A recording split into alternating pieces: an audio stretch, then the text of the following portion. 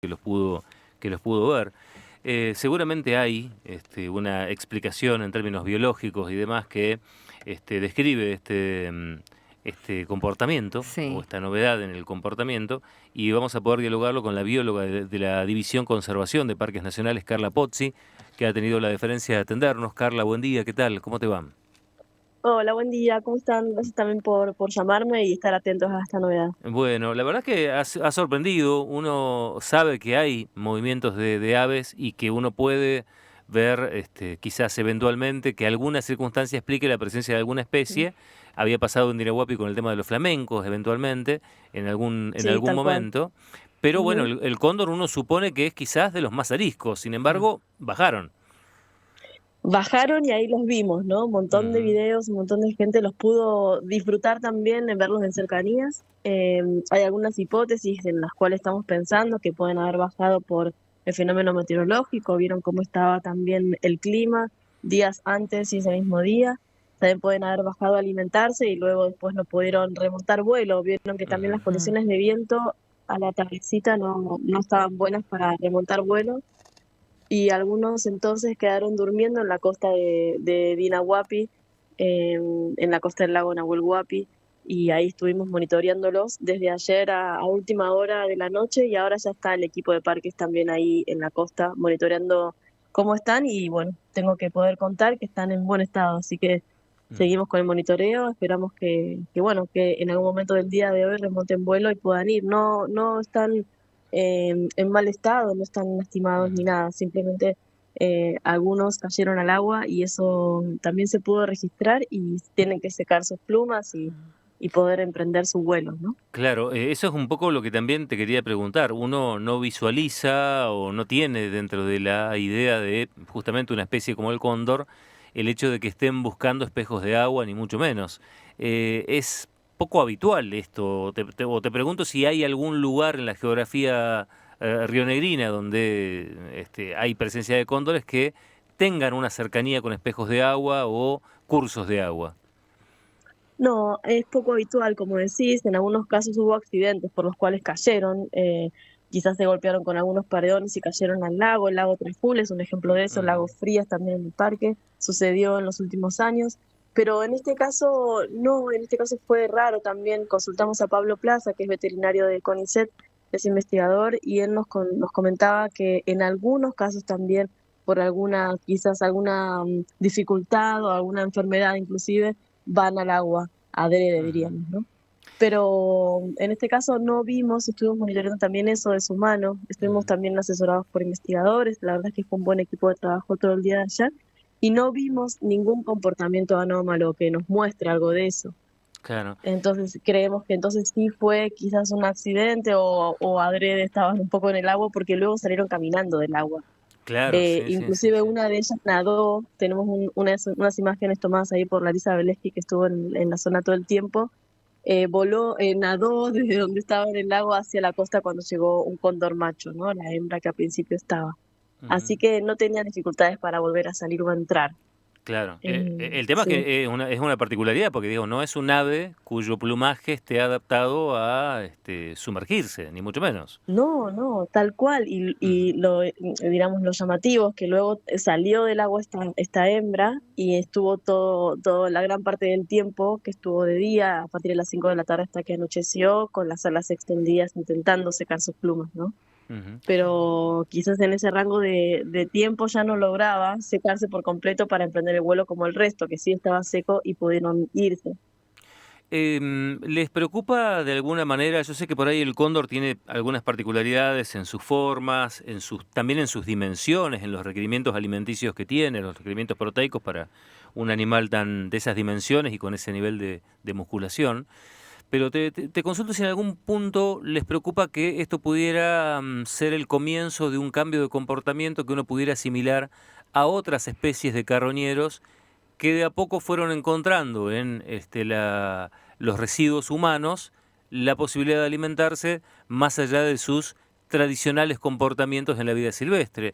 Todo empezó con el chimango y quizás con la gaviota, que en gran medida está, por ejemplo, presente mucho en el vertedero, quizás renunciando a sus artes como ave cazadora de zonas acuáticas o ave pescadora. Y después está el fenómeno más reciente que tiene que ver con el carancho llegando en zonas mucho más cercanas en la parte urbana, que antes no era tan habitual, y por supuesto el fenómeno sumamente urbano de corto plazo, que es el de la bandurria.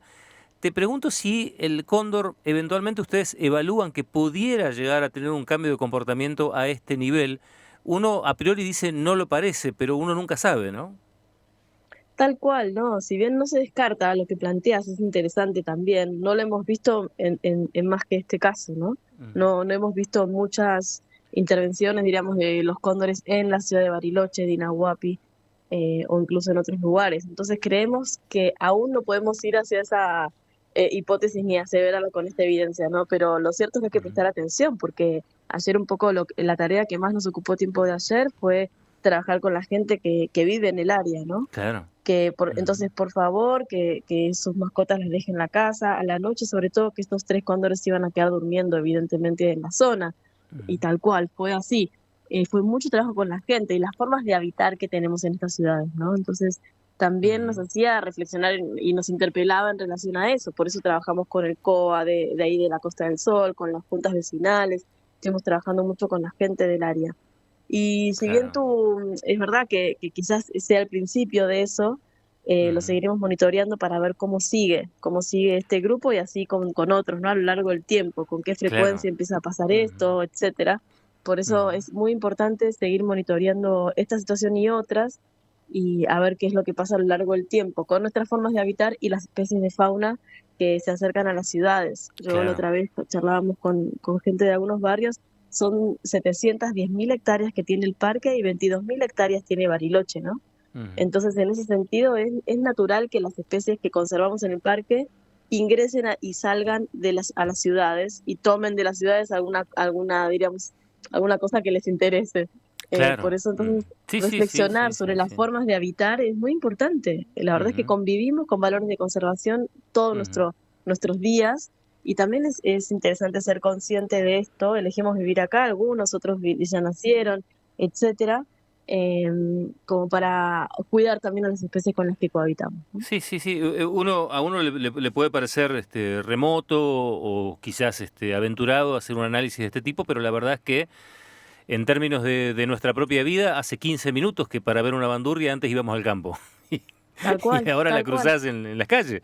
Entonces digo, Sí, sí, evidentemente han habido modificaciones en el comportamiento de las especies y uno tiende a creer que el cóndor no estará incluida en esa porque lo asume impetuoso, fabuloso allá en las altas cumbres.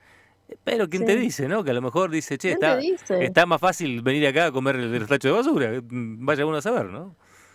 Tal cual, tal cual. Ujú. Así que prestar atención ahí, vamos a monitorearlos. Así que y nosotros desde el parque, pero mucha gente nos escribió para ayudar también en la tarea, ¿no?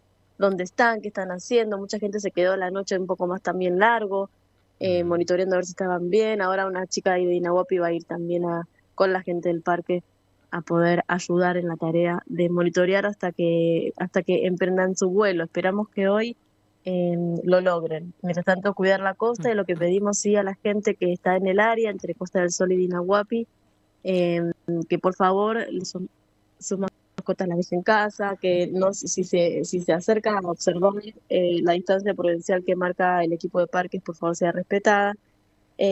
Bueno, y entonces resguardar esos cóndores para que luego puedan emprender su vuelo y bueno, y Eh, seguir su vida normal. claro. Carla, buenos días. ¿La falta de viento tendrá que ver con esta intención de ellos de poder retomar el vuelo?